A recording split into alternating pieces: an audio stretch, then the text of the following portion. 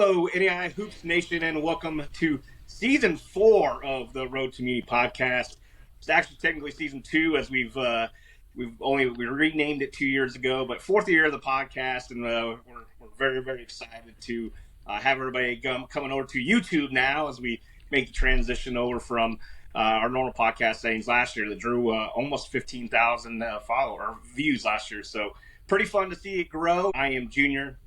I am the owner and founder of NAIA Hoops Report, and excited to officially bring in Coach Kevin Lubbers.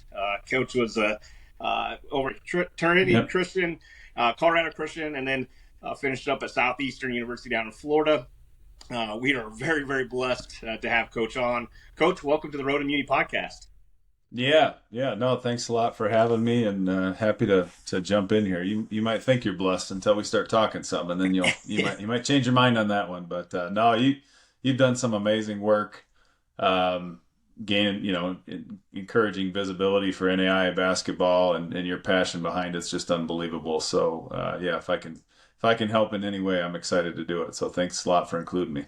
Yeah, no, we're more than thrilled to have you, and I think Coach will bring a different perspective to the podcast, since here is a guy that's coached several seasons here in the NAIA, and it'll be a coach's perspective on a lot of things, and I think that'll be good to have and good to grow. And that kind of brings us to where we're started. We're a week away, or actually just Thursday will be the official start day of the season. I know that the season's here. It came up quickly, and it's just so much fun. I know Pat, our former podcast host, and I want to thank Pat again for everything he did. But Pat had a saying about every day, every start of the season, the middle of the season, and the end of the season. It was the best time of year, and I just wanted to bring in one of his favorite lines, and it is, Coach, with the best time of year as we rev up for the season here. Yeah, no, it's exciting for sure. Everybody's been practicing for a while and figuring out their identity and who they are. And it'll be fun to see teams get tip it up this week. Could you just give us maybe for the audience here, because we have a wide range of between players, coaches, parents, fans, just a wide range of viewership here. From a coach's perspective, you just mentioned the preseason, and now people are officially, the NAIA seems a little weird start date, because when you can start on Thursday, but sometimes people don't play for a week or 2 weeks before their first game. But as you rev up for the season, what's it like from a coaching perspective as you play, or as you finish this week up? Maybe you're playing an exhibition game or a scrimmage or whatever it is. What were you looking for in your teams this time of year? Yeah, well, I'll preface everything I say with my perspective is just the way that I did business, right? And maybe some other people I know. So having been around long enough, I know there's a lot of different ways to go about building a team and preparing for a season. I was always fairly detail-oriented with things, so we would lay out the whole preseason well in advance. I mean, practice to practice, what do we want to install, by when?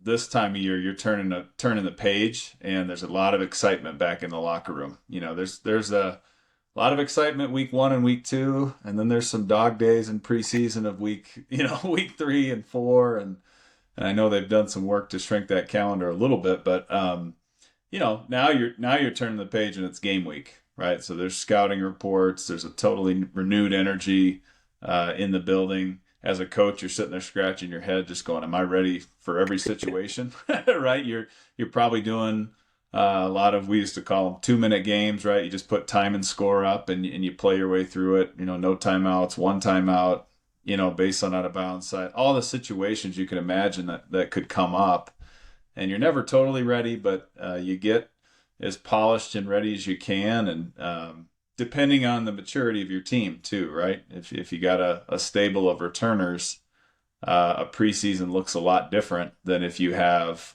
many newcomers. So I know we're going to probably talk about a few teams today that have both of those things. And I think the preseason can look different depending on your roster and maturity for sure. So, but it is an exciting time of year, whether you're playing an exhibition this week. Again, I know we got a couple exhibitions on the radar this week that are pretty cool.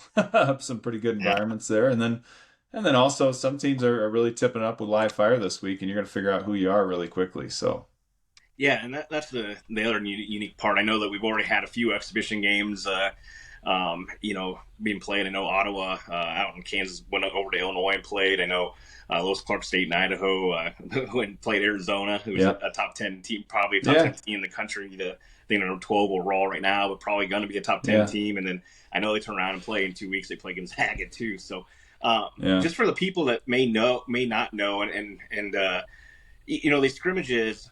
And scrimmages are a little bit different than exhibitions. Obviously, Yeah. exhibitions are usually played a little bit more like a game like, or are Yeah. like a game like situation. Sometimes the scrimmages can be game like, but then maybe you, like you said, you guys practice 2 minute situations, but maybe some of these Yep. scrimmages the coaches agree, to maybe play like a fifth quarter, almost to, Yeah. or an overtime period where they play situational work and things like that. Did Yeah. you ever have a preference on that, or do you?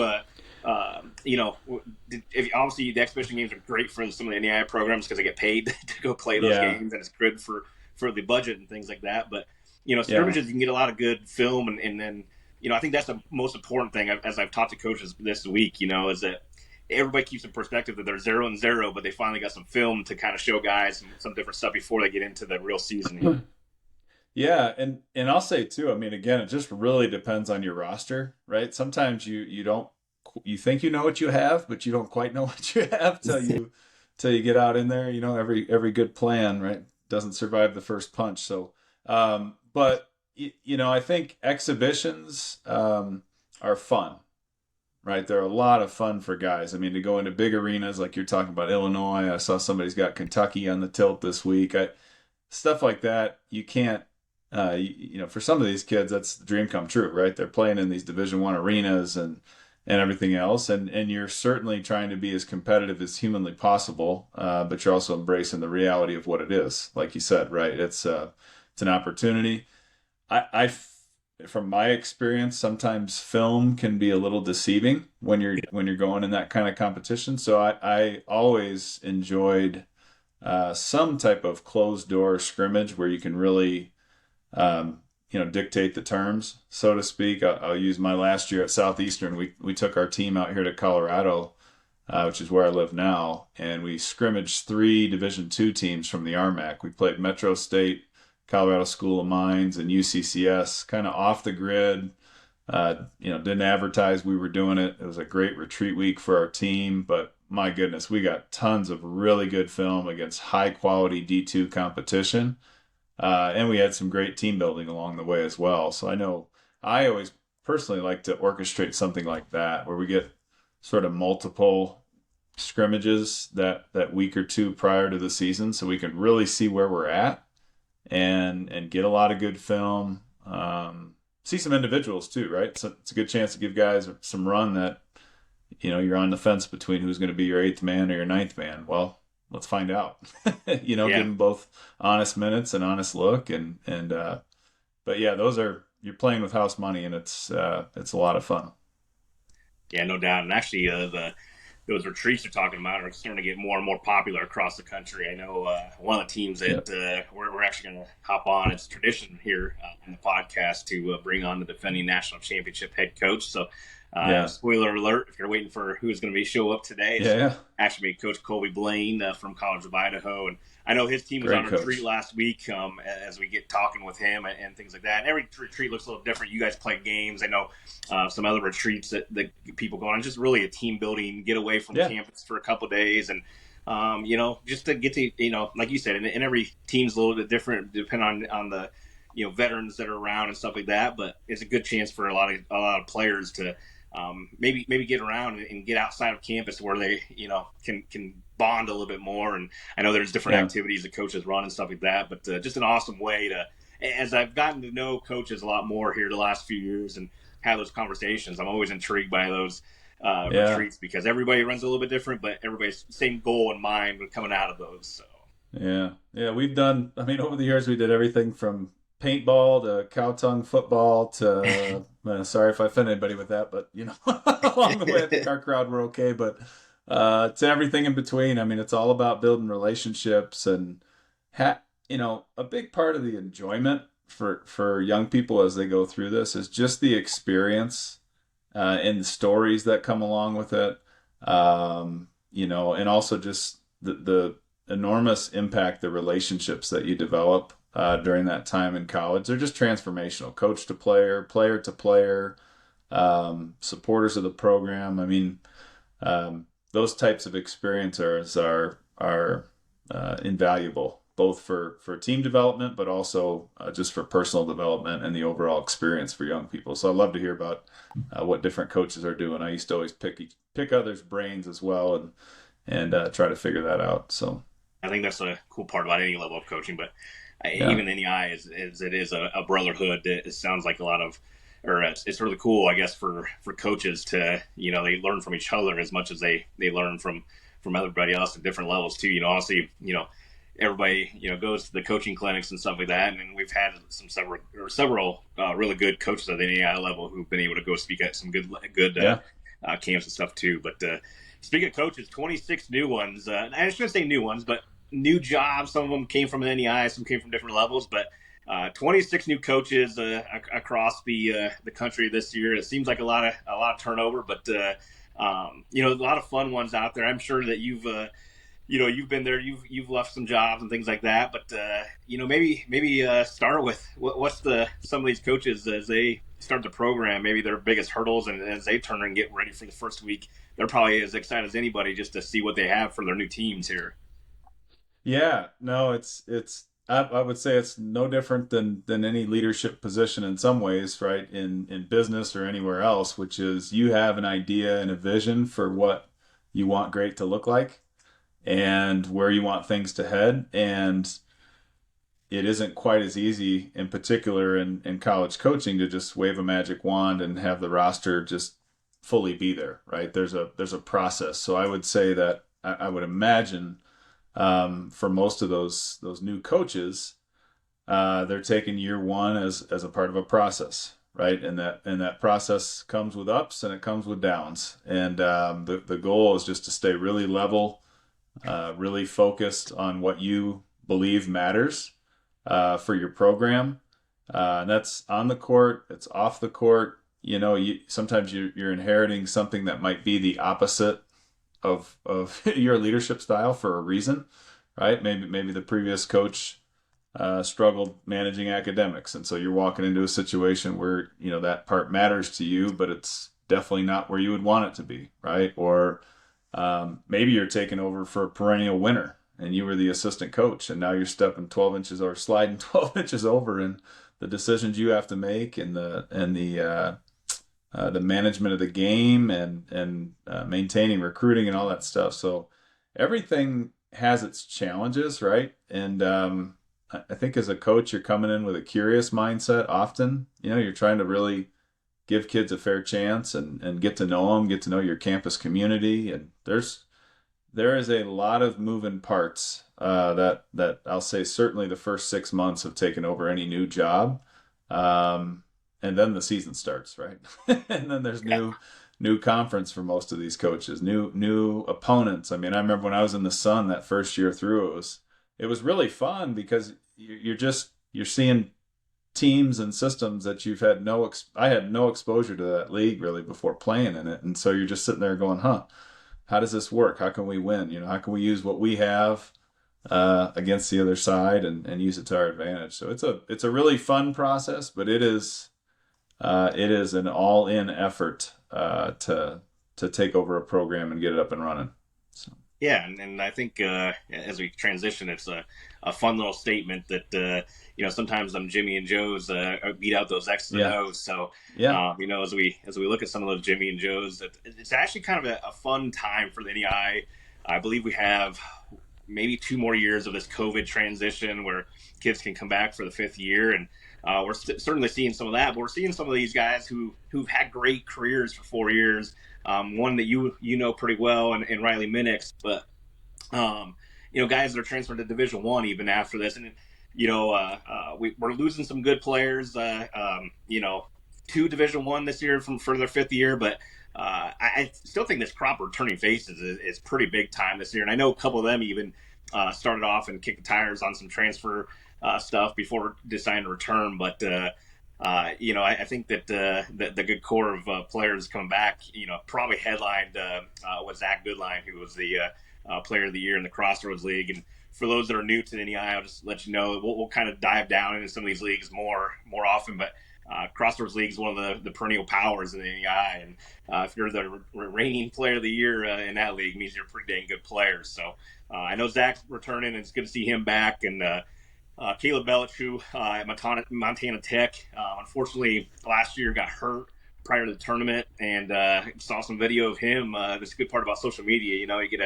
You get to kind of see the insides of camps and practices and stuff like that. And I got to see Caleb make a good move to the rim the other day, and I'm excited to see him back because I did feel bad for him tearing his ACL last year and not being able to join his team on their magical run last year all the way through Kansas City and the NAIA quarterfinals. I'm very, very careful saying Elite Eight as bad as I want to say it. I know we're not supposed to say that kind of stuff, but for those that want to know what the NAIA quarterfinals are, it's Elite Eight. So, yeah. But I'm not the NAIA police, Junior. You'll be all right. So. Yeah. Okay, well, that too.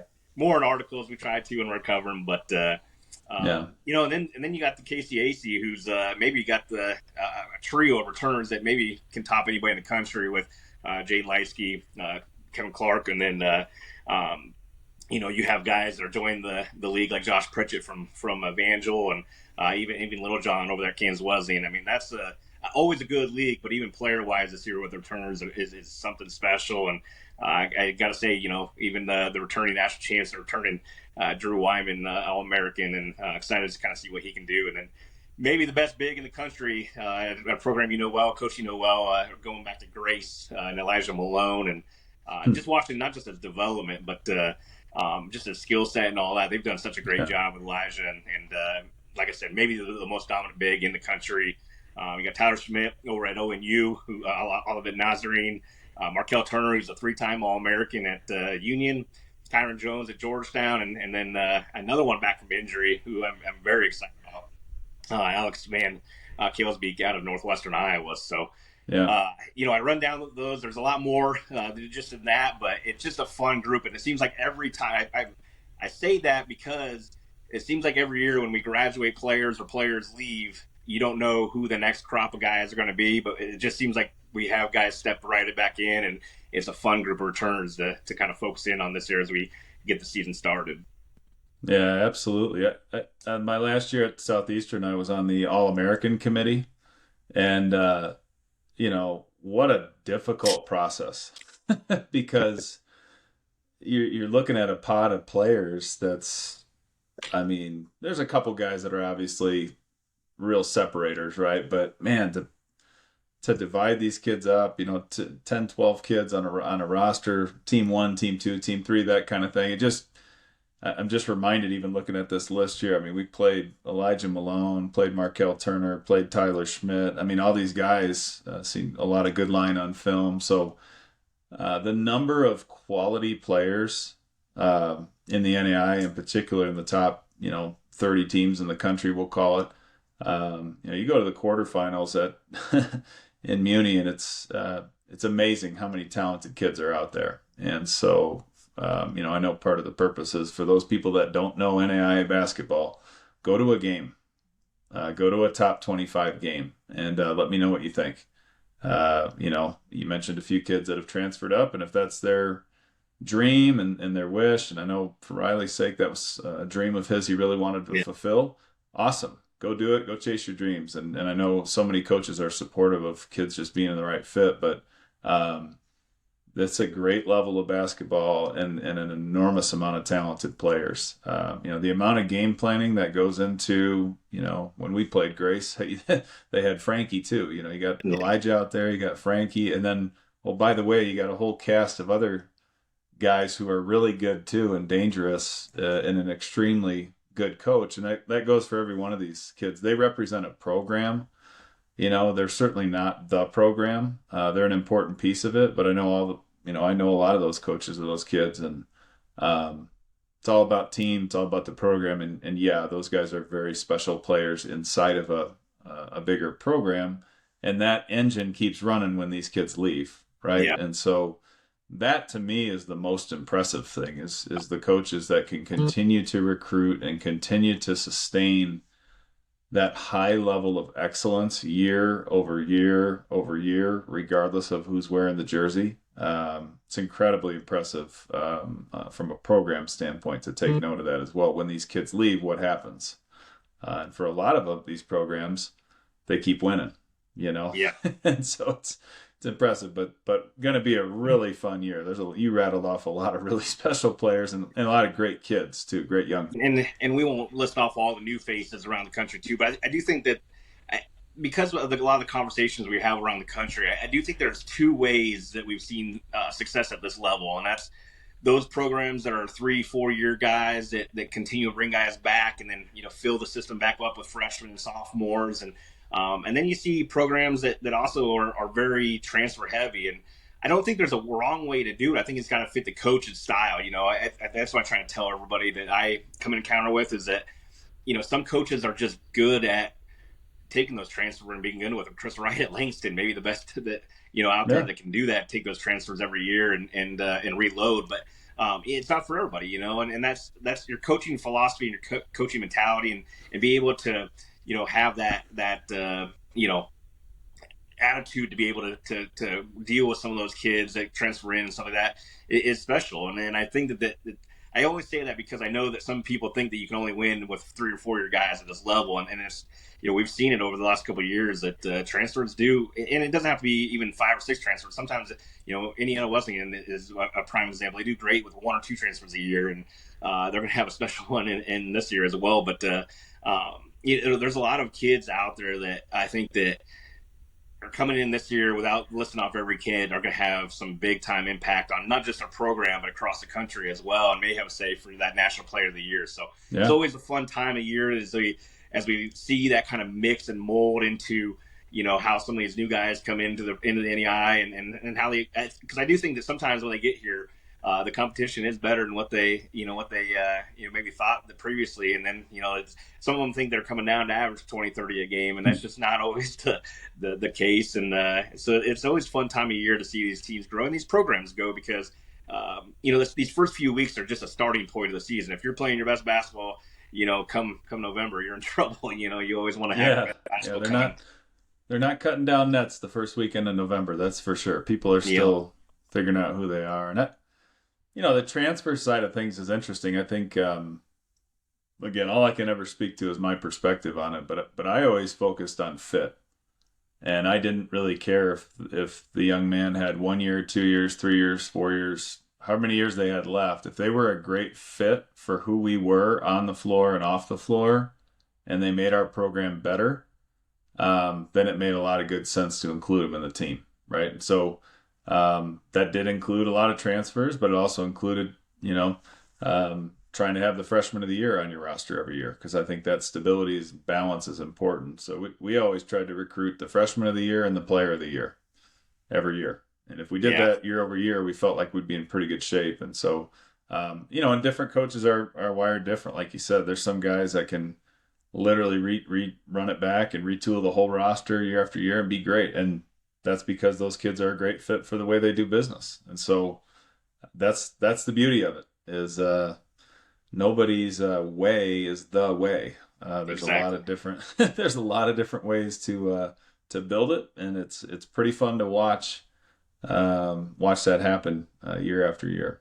Yeah, and that goes all the way across the board into styles of play too. You're gonna sometimes some people believe in pressure man-to-man, some are zone. We're gonna talk to Coach Blain, who's got his team playing some matchup zone that's really very tough for teams to figure out, and why they won a national title last year. But transitioning over, as we're going to bring Coach on here shortly, but as we're talking about some of the top teams in the country, and we just talked about some of that youth movement coming through. College of Idaho, who won the national championship last year, we haven't had a repeat champ since 06-07 when Oklahoma City did it, but I'm telling you right now, if anybody's primed to do it, I think College of Idaho, with their youth and their experience from last couple of years, they only lost one senior, a very good one, but at the same time, they are going to return almost everybody from the program. And I know Coach will get on and talk more about his team, but I think when you look at the top, they're going to be number one in the country when the rankings come out on Wednesday. But Behind that, it may be a wide open race, but to start the year, at least, College of Idaho will be number one in the country, and deservedly so. They were as dominant, maybe as a tournament run as I've seen, up by as much as 20 in every single game in the tournament. They did have to hold on tight a few times. I know that some teams made some big runs to get in within 1 or 2 points and have chances to beat them after they were up 20. But I think some of that just maybe their youth too from last year. But as those freshmen and sophomores now become sophomores and juniors, and those juniors become seniors now, as they're looking across the country and who's going to have the biggest target on their back is going to be the Yotes of College of Idaho. Yeah, they are the hunted at this point. So, and they're everybody's Super Bowl. I mean, and when you win anything, right? Even when you win just a league, not just a league title, but when you win a league title, you win something like that, the following year, there's a target on your back. And so for these guys, I mean, to elevate that to the national championship level, they're everyone's national championship. Some of the teams they're going to play will never sniff a title game. They're probably not going to sniff the tournament this year. And so when they play College of Idaho, they know what that game means to their program. And, and it's sustained excellence to me is the most impressive thing in sports. And so when teams can run it back, winning a title is incredibly difficult. It requires so many ingredients, one of which is luck as well in terms of health. And, it just is what it is. And so when people are even in the hunt, to me, that's incredibly impressive. Some of these teams they're there every year. They're hunting every year. And the ability to do that is incredibly impressive. And so I'm excited. You think about, my background mostly was in the Midwest, right? And then down through the South, and the NAIA that's kind of the heart of the NAIA, right? But I look at this top 5 that we got posted here, and it's College of Idaho, Arizona Christian, Montana. We got a lot of these teams from out west that, sometimes these Midwest teams and teams in the South are like, who? Yeah. Oh, wait. And then they got to play them. It's like these guys are really, really good. So it's going to be a really fun year. Yeah, and we can, again, we'll get to coach here in a minute, but we'll try to emphasize what you just said is the fact that, I think that the cool part about, and when we go in from 32 to 28, it makes it a little bit tougher on the schedule, 32 games to 28 games now. But what you're seeing a lot of times, especially these teams that are in some of the smaller conferences where they're not playing 24, 26 games a year, is that we're seeing teams travel a lot more, which is a lot more fun, at least for me, from a fan standpoint, seeing these teams travel across the country to go play some of these games, especially, you're going to see in these first couple of weeks, but then as teams get into conference play, you'll see it again, around Thanksgiving time and some of those big tournaments that we have, and I say tournaments, but classics that we have, and then again over the Christmas holiday break, the in between semesters there, you'll start seeing a lot more teams traveling. I know you guys down in Florida, and I know Florida's a pretty hot commodity, especially for Midwest teams in the winter time. We didn't have to travel much. It was great. We played about 40. We played about 14 home games in a row and just let everybody come to us. That was pretty nice. So. Yep, and I saw that looking ahead on some schedules, we have quite a few of the teams in the Midwest and in the northern parts coming down south again for some holiday when it gets snowing out and the temperatures get cold. It's going to be nice to hit up the beach. So those are always fun games to watch, and we'll have those covered throughout the year as well.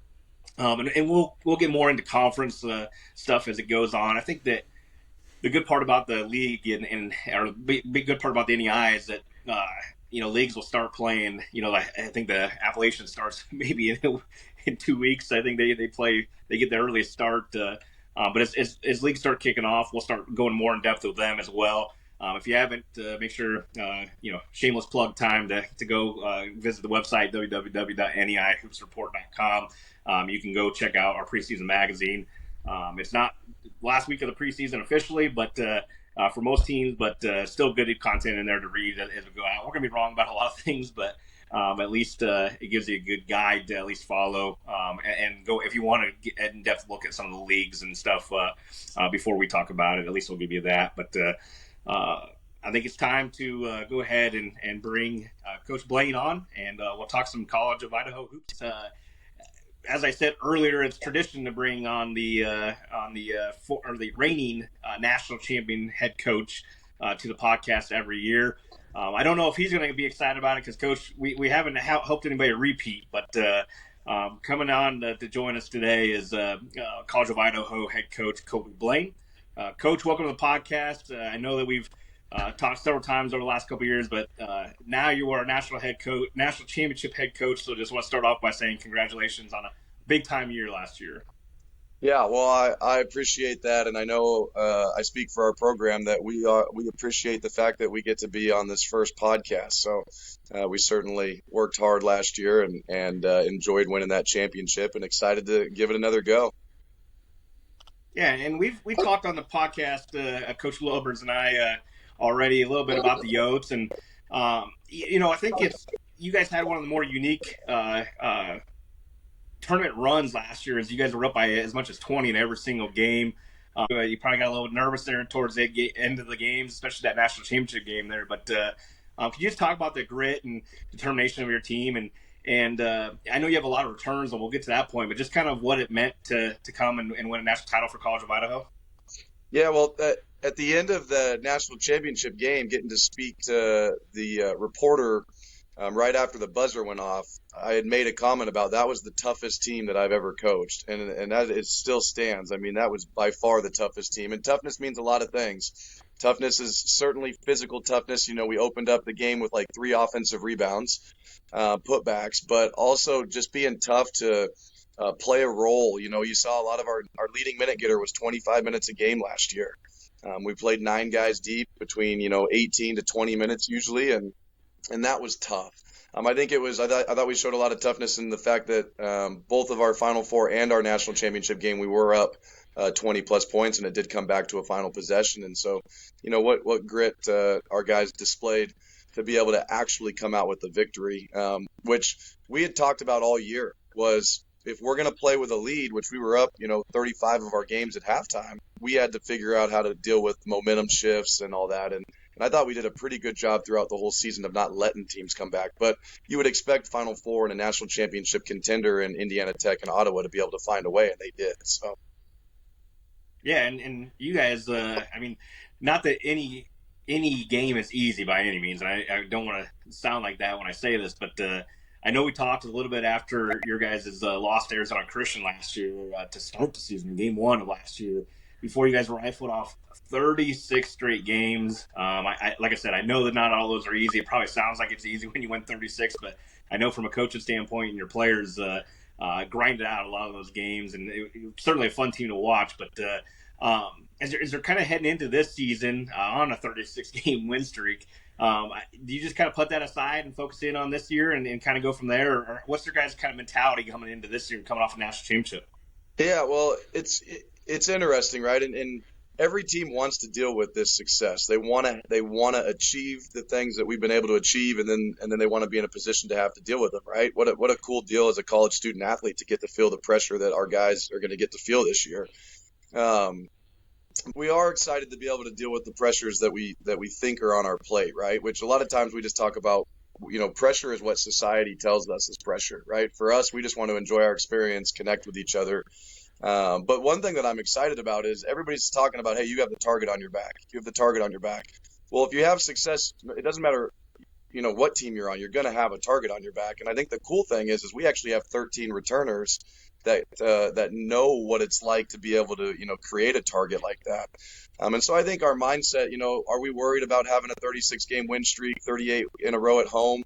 Honestly, I don't think we are, because at the end of the day, that's just who we are. Like, this success is just who we are as players and coaches and a staff, because this is pretty much the same team that created that last year. The cool thing for us is we're not trying to defend this success with, a bunch of new freshmen. And so I think our mindset is we want to keep being the hunter. We don't want to get hunted, and we just want to stay tough and gritty and see what we're capable of. Yeah, and I think that's you kind of alluded to it there. I mean, you guys were a fairly young team last year.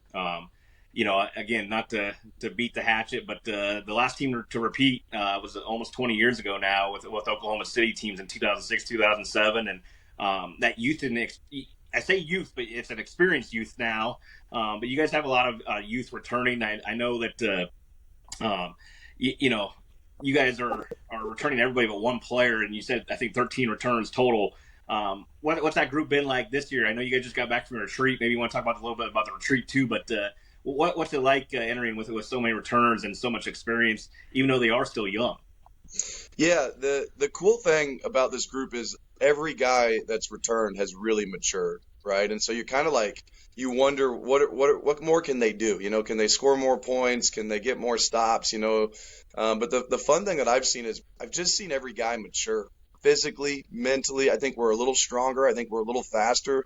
But I think that the best thing that I've seen so far in the fall is I think this team's response time is incredibly fast, right? Like every kid in America that's playing sports or just growing up in general, they got to figure out how fast can they respond to adversity, right? And sometimes it takes the kid a week. Maybe, you know, maybe they get a bad test score on their paper and it takes them a week. They're down in the dumps and, you know, but we want that response time to be immediate. Like we want it to be 2 seconds later. Can you get over a bad play? Can you get over a bad test score? Like whatever the adversity in your life is. And I've noticed in our fall so far, this team is beyond mature and they're able to handle any adversities we put in front of them and respond quickly. And so that's got me kind of fired up about moving forward this season because my gut tells me no matter what adversity we hit, we will respond quickly. You know, it could be a loss. It could be 2 losses in a row. It could be a bad practice, whatever it might be. I'm having a fun time knowing that our team will respond. But you know, a big part of building that response time is going on our team retreat that, you know, you just mentioned. We took a retreat to McCall, Idaho, which is about 2 hours north of us, kind of a resort town, big lake. We stay in a nice cabin up there. It's kind of become a staple of our program, and we do it later in the year. I don't like doing it at the beginning of the year. I want our guys to kind of settle into the year, and I want them to earn an opportunity to kind of enjoy a trip and decompress. And so we've done, you know, we've been in school for about 2 months now, and now we've earned through hard practices and hard weights and going to class, we've earned an opportunity to go on a fun retreat. And so what we try to do, one, is just rest and relax because we're shifting gears from our preseason practices to our, you know, our games. But the other thing we really try to do is just get vulnerable and get to know each other a little bit better.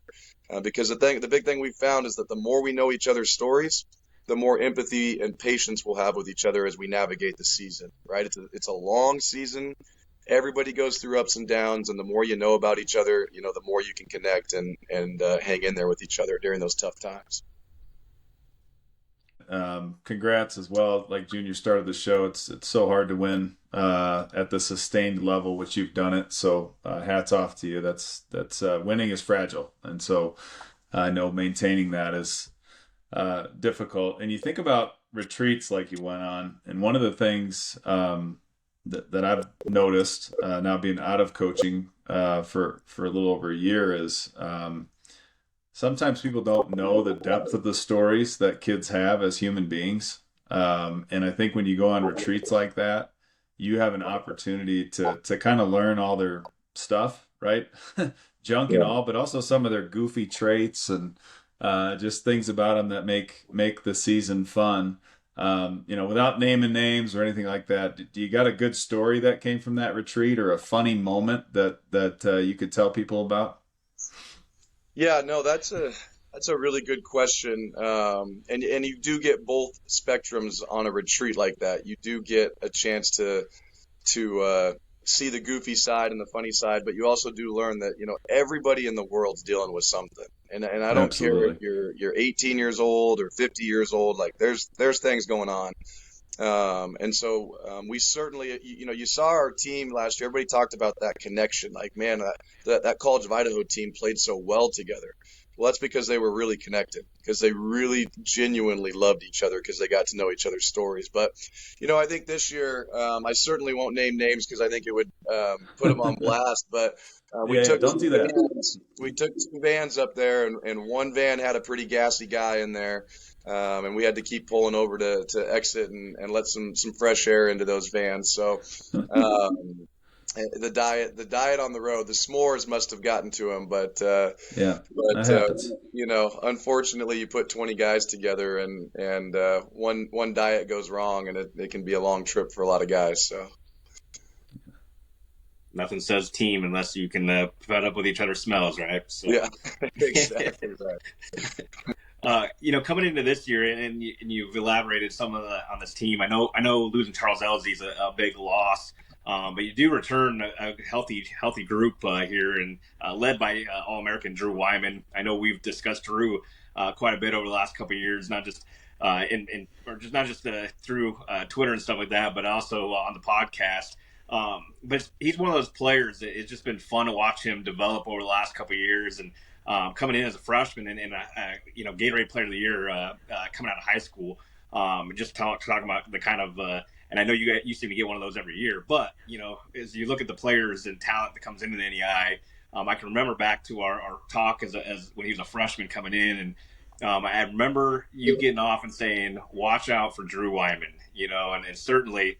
I don't want to focus on him solely because I know you guys are a full team, but it's just been fun to watch him develop, and I'm sure this year now stepping into a leadership role is going to be a lot of fun. But you can elaborate on him too. But I know with him and Jake O'Neill and Radford and Robinette and all those guys, it's got to be a fun group. And then you're going to have another guy you told me to circle, Samaje Morgan last year, and a kid that I think found out in that first game of the year. Maybe you guys make a full comeback and win that first game of the year as well. But watching him grow up over the course of the year last year was a lot of fun as well. Can you maybe talk about those guys and not just starting off as freshmen in the program, but the development they've had and coming in this year, what you're expecting from them? Yeah, well, to start with Drew, for sure, it's been fun to watch his maturation. And in fact, the exciting thing that that is on our plate is we have a lot of guys who still feel like they have a lot to prove, right? Drew, statistically, at the national tournament last year, actually didn't play what you would think maybe is his best basketball, and we still were able to win, right? And so he's fired up. He had a great summer and a great fall. And I think the great thing about him right now is that Drew's, MO, his scouting report has always been, he's been strong, physical. He plays harder than anybody in the country. But now you're seeing a guy who's been in college for 2 years, and he's been able to really mature and slow his mind down.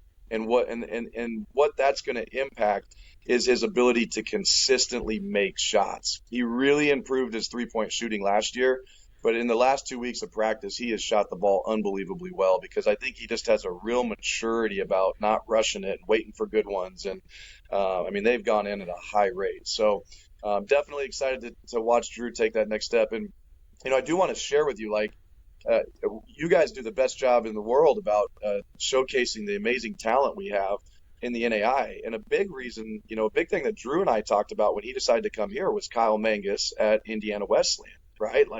We showcased Kyle to Drew with articles and clips and said, look at the career he's getting to have. And, lo and behold, Kyle signed with the Pacers last week, Yeah.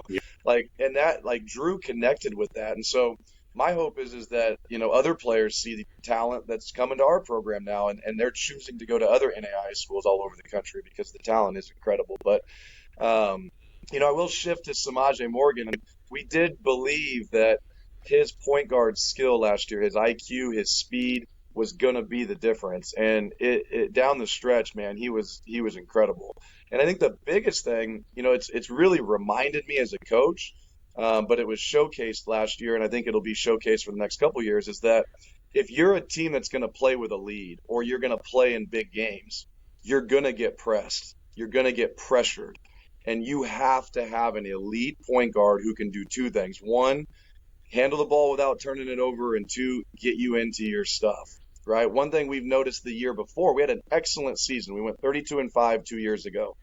But we noticed that when teams started pressuring us, our offense was entered a lot further away from the basket than this last year. And so our efficiency in high pressure moments went way down. And so Samaje was a big factor for us last year, and I'm expecting a really big year for him and a big career ahead. But, you got your workhorses in Jake O'Neill and Stratton Rogers who can really offensive rebound. It's such a, so many people undervalue winning plays. They look at scoring. Caden Handren, our starting point guard, he opens up every game with an offensive rebound. And so he's back. He's bigger and stronger this year. So our offensive rebounders are in place. Paul Wilson's had an excellent summer. That's our 7-footer that comes off the bench. He's traditionally started the year slow as he's trying to get in shape and get his confidence. this year he's come into the fall with a ton of confidence, and that you would expect that out of a fifth-year guy. Johnny Radford coming off the bench again to shoot. He shot 46% last year and made 101 threes. And I thought what was really cool about Johnny last year was teams locked in on him at the national tournament, right? He actually didn't make any threes off of a set that we ran for him. But every loose ball, every scramble play, every transition, every offensive rebound that he was open, he knocked his shot down and played a big factor for us at the tournament. And so all these guys coming back, big maturity that they've grown in. Their skill has continued to grow. They're bigger, they're stronger, they're faster. And so, yeah, I am fired up about them all. Yeah, really fun group to return. I know that, they are not going to shy away from the big moment as we saw last year either, but certainly a lot of fun. And you can tell me if I'm wrong. I believe you're the only, I know you know the stat, but I'm going to probably say this wrong, so go ahead and correct me if I do, but you're the only program at any level to win 30 games over the last 5 years, correct? Obviously outside the COVID year, but 30 games in each of the last 5 years, and now even with 28 games in the season, you guys still are pulling off 30 wins, which is very, very impressive. Yeah, no, we have statted that, and we certainly are proud of that, because that is a real sign of a healthy program. That's not just one team that was able to do that, right? That's our first team that won 30 games. None of those players play in our program right now. So pretty incredible that we found a roadmap that works. Yeah, we could talk about the Yotes probably all night, but you want to talk about a little bit about the Cascade Conference? I know, you guys obviously won it last year. You won it quite a few times over the last few years, but very, very good conference. Going to be a very good conference again this year. I know that 4 or 5 deep aiming for the tournament this year. You want to talk a little bit about the Cascade? Yeah, you bet. So, last year a couple teams were beat up in the Cascade, and we're expecting, teams obviously to be healthy, especially at the beginning of the year here. And so the Cascade's always been a conference that's sent 3 or 4 teams to the national tournament. If you just look at the national championship games here in the last couple of years, a Cascade team's been playing in them, whether it be Oregon Tech, Lewis and Clark State, College of Idaho. So a lot of success, but I just got a chance to watch OIT play in their first exhibition game last night, and they're getting healthy. They had 3 of their best players injured last year. Coach Parnell is one of the best coaches in the country. His team plays hard every game. And so if he can keep his guys healthy, he's got a really skilled guard lineup. He's a little different. Last year they were kind of big, and this year he's gotten much smaller, much more skilled. And that, as you watch, you're like, man, they're maybe a little smaller, but that's the teams that actually are really hard to guard, right? They can't get pressured. They can execute their stuff. They don't turn the ball over. And so I think Parnell's put himself at OIT in a really good spot. Lewis and Clark State just went down to University of Arizona and had the lead, with about 6 minutes to go in the first half. Coach Johnson's gone out and got a lot of athleticism. Now, the one thing about LCSC is they're just a lot of new bodies, right? And so they're going to have to figure out who, how does their team work together? Who are their leaders? But I do expect LCSC to make a real push, especially as they get their feet under them, after Christmas. And then we kind of have some sleepers like Eastern Oregon University. Coach Kemp can really coach. He led his team to second place finish in the conference last year. He had the player of the year who has now graduated. And so they have 4 seniors back who played on their really good team last year, national tournament appearance team. But he's also brought in some talent, and every talent that he brought in is transferring in from winning programs. And so I know he feels like he's much more well-rounded and just older, veteran, tough group. And so, those are traditional programs that have always had success. And then you have like Bushnell University, who was about 500 in our conference last year, but they bring their entire roster back. And the power of, bringing back a whole squad who's hungry to not have kids transfer tells you those kids are hungry. Like those guys want to, figure out how can they be veterans and how can they move forward in the league. And so, I expect Bushnell to really put some pressure on us and some teams in the conference. And Southern Oregon lost a lot of guys, but they always bring in a ton of talent every year too. So, the league is certainly open. I think it's a little older league this year for sure, and I would expect 3 or 4 teams to make the national tournament again. Yeah, always a fun league to watch, and I know you guys have kind of adjusted a little bit of your some of your weekend schedules where you play a little bit earlier and able to watch for teams. We talked a little bit, Coach Lubbers and I, earlier, that some of these teams, from the West kind of get overlooked sometimes, but come tournament time are always very, very tough to beat. So, I always try to encourage people to stay up if it's a late night or whatever and watch some West Coast basketball. And I know that sometimes the mountain time's not so bad, but when you get further off to the coast, sometimes those games don't get over till 11 or 12, but they're very worth staying up and watching, and especially the Cascade never disappoints. Yeah, we've moved some of our games to 5 p.m. and I didn't think I'd like it, and I fell in love with it last year. The only thing you lose is your nap time in the middle of the day. It's honestly better to get start the game at 5, be done at 7, and be able to enjoy some dinner with your staff and let your team hang out. So that's been good. We just got to get Junior set up with a Synergy account, and then he could just watch it the next morning with a cup of coffee and there you go. Act like that's live. It's like I used to go to the cheap movie theaters and just turn out new releases until they come out there. So yeah, trust me. For me, I stay up all night. It's fun. I think during the season, I feel like a coach. I get like 4 hours of sleep, and I'm ready to go the next day. So I enjoy watching good basketball and a lot of West Coast basketball when they are on, some of those 8 p.m. local time starts, or like I said, it is worth watching. And I know the Cascade, maybe not always so late, but the Cascade is always a fun conference to watch. And I always encourage people to watch the West Coast leagues out there, because come tournament time, you're going to want to know who those teams are, and they always seem to sneak up on some people for even though we try to warn people. I know it doesn't always work, but Coach, I appreciate you coming on. I know the Yotes. It looks like you guys have a scrimmage coming up against one of your teams that well from the JUCO ranks, but then you get your season officially started on the road on November 4th against Providence. Good luck to you guys this season. I'm sure we'll have you on, but thanks for coming on and talking some Yote basketball. Yeah, you bet. Really appreciate you guys, and looking forward to get going. I appreciate everything you guys do for the country and spreading the word about NAIA basketball. Thanks, Good luck, Coach. Have a great year. Always good having coaches jump in and talk some NAIA basketball with us, and the Yotes obviously are primed for a great season again.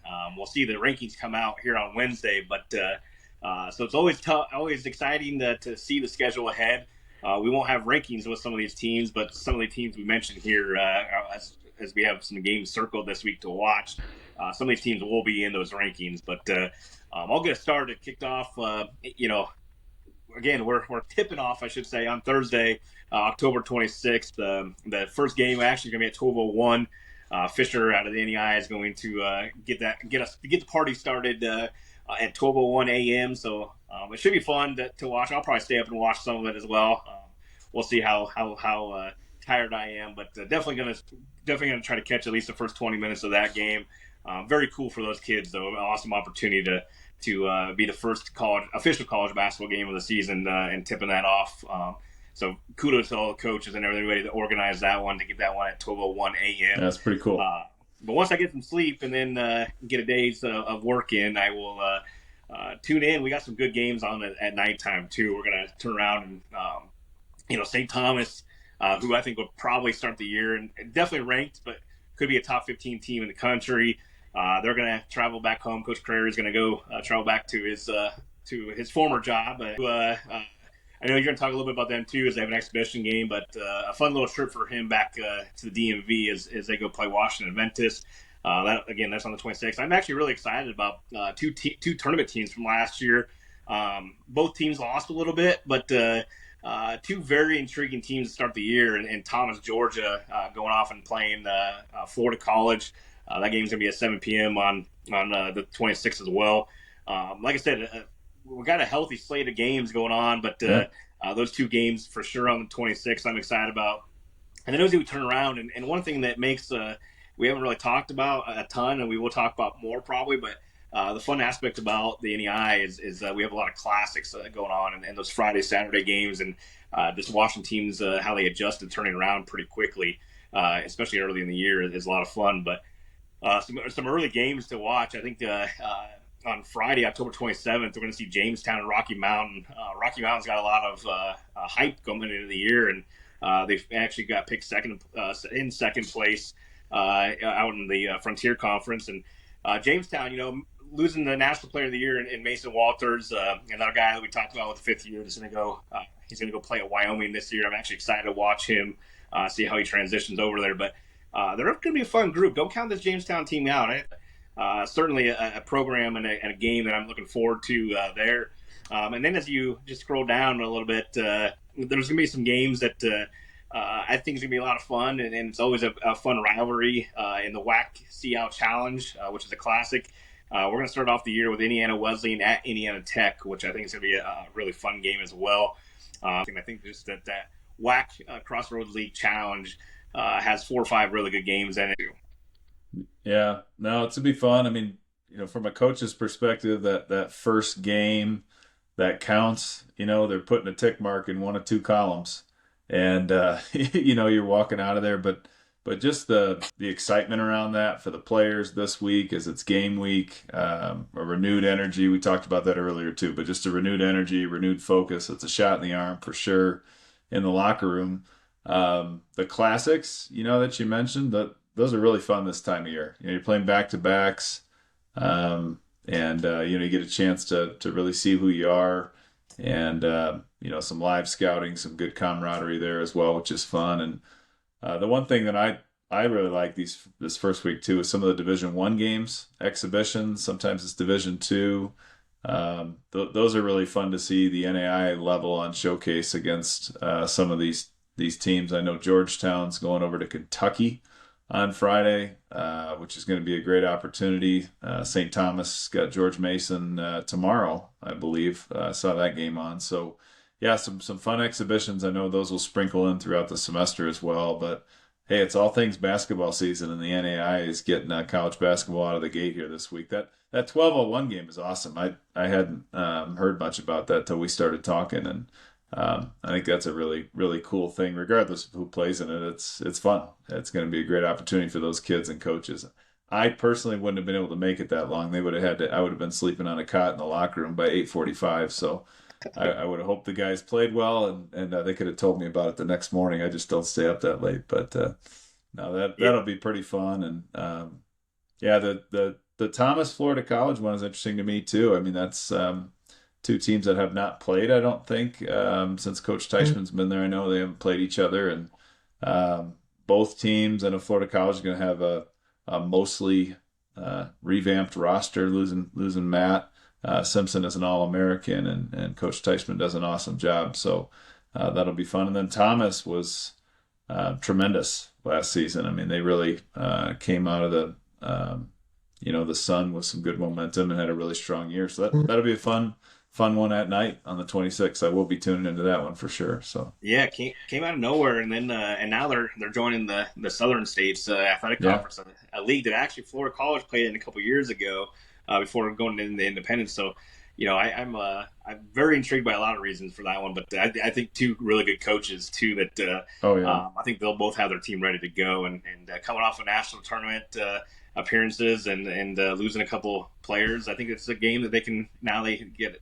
Not that their season's ended by if they lose or not, but I think 2 coaches that'll have their guys ready. So yeah, and there's most locker rooms are saying that, right? There's transition every year, and that's part of the beauty of it and part of the fun of it, and that's why. Yeah. Like Coach Blaine, and you're talking about highlighting, Indiana Tech versus Indiana Wesleyan. Indiana Wesleyan's won 30 games often in Coach Tonigal's tenure there as well, and that staff does a great job. And everybody's going into the season thinking we're going to be the 30-win team cutting down nets, right? And if they're not, then there's probably something wrong with them. So I think, but to actually go out and do it year over year and sustain that excellence is just it's extremely impressive. And some of these games are just going to get us off to a great start this week. And there's a lot you could talk about every game, but you highlight a few here and you get excited for the season. And I know in the coming weeks we got some really fun matchups coming, week 2 and 3 and beyond as well. But week 1 should be a lot of fun. Week 1's gonna be a lot of fun. But since Pat left the show, I do want to mention Holy Cross for him, just as a shout out. I know that was always his thing to talk about Holy Cross basketball, and They won't get kicked off to the 31st, so Pat, I'm sure we'll talk about them some more. But I did get them worked into the program for you, so I hope you're doing well, buddy. Safe travels. I know he's on the road working, but no, it's the first week's always great. Like I said, you mentioned some exhibition games, and I'm always excited to see some of those as well, because it may not be this opening week, it may be throughout the season, but it always seems like one of the NAIA teams always get a big win against a Division I opponent. So it's always fun to see, and as we get ready for the opening week, it's I may not need coffee this week. I'm ready to go. I don't need to coach, but I'm not on that list. I still need my coffee, so we'll figure it out. But I could wear a big bobblehead next time, or a big fat head, for Pat, and just put it in front of me, and that'd be a lot prettier than what you're looking at now. So maybe in honor of him, and he knows this. My roots in coaching started in the CCAC, so I got a lot of love for that league. And we're off and running this week, and excited to get the season officially tipped off here. I know that this is our first time on the YouTube channel, and excited to see how it grows on there. But make sure you like and subscribe the show before you. Hopefully, you made it this far and still listening to us. But make sure you like and subscribe. We would really appreciate it. But yeah, until next time, this is Coach Lubbers and Junior signing.